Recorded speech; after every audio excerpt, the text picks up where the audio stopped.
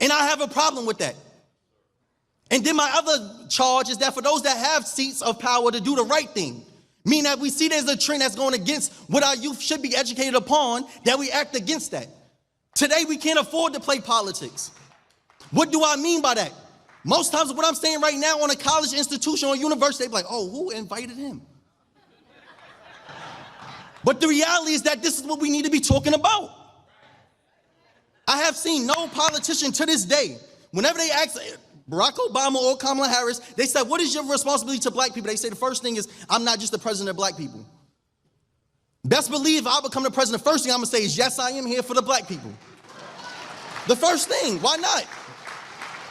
Why do I relieve myself of the obligation to my people first? The first thing I go, wherever I go, the first thing I talk about is the importance of young black men. Because the first thing we need to address is, why is it that we killing each other? They got y'all out here thinking y'all YNs.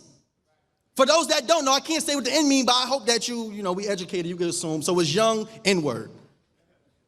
And I sit there and say, why is it that we even reaffirm ourselves in that? Then I went to speak out of school and I told a young man, why you call me a YN? Why not call me a young king, young God? He said, nah, that's crazy.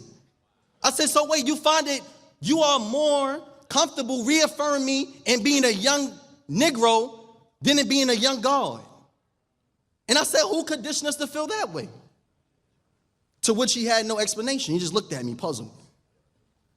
Then I think about it, if I left y'all to only believe the narratives portrayed through mainstream media, you will also think that it's important or that it's acceptable for you to not obey authority.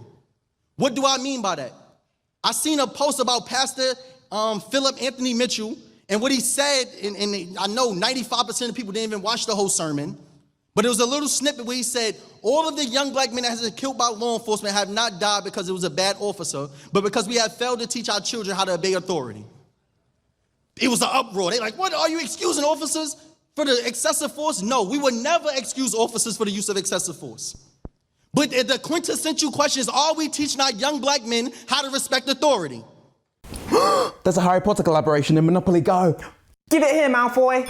Whoa. That is an important question. Why is it an important question? Because we live in a time period where cops now have immunity. We live in a time period where if we was to protest, we would not be met by law enforcement, but by the military.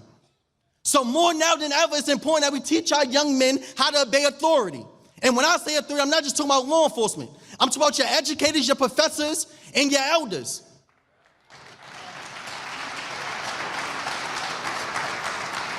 Why do I say that? Because there's no way we could build a village where the youth don't respect their elders and their elders are scared of their children.